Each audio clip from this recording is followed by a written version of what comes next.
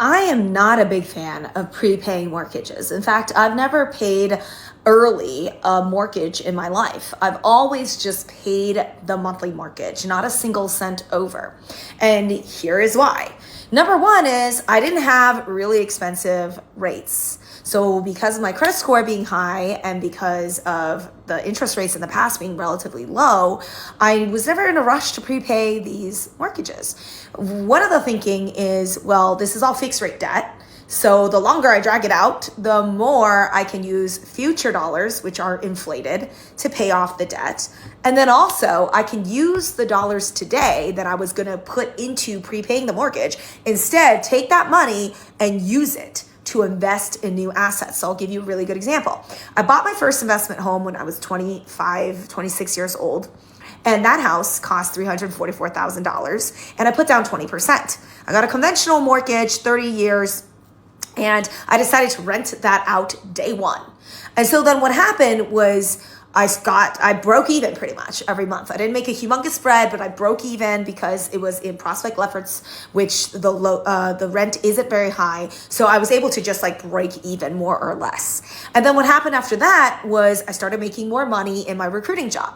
So I filed the taxes properly into my 1040 and said, I'm a landlord now. See, I'm writing in the correct income and doing the correct depreciations and, kind of doing everything by the book, because this is what you have accountants for. So I properly documented everything. 1 year after, literally 1 year after, now I have it all properly written on my tax return.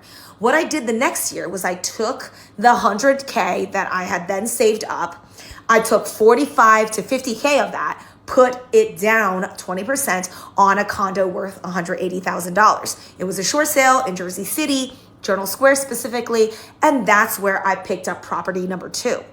Now imagine if I prepaid my mortgage, I would have taken that good money and I would have prepaid my mortgage, but it wouldn't have done really much for me. Like it would have probably made me a few $100s a month. But instead I took that 50 grand and I put it into a new property. And that new property built even more rental income. That one, I actually got some decent rental income. I mean, it wasn't anything to write home about, but it was like $300 every single month.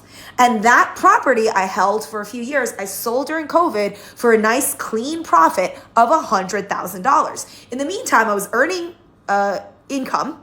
I was deducting stuff and depreciating stuff and getting write-offs. So again, instead of taking money and sucking it up into a mortgage payment, just get another great investment.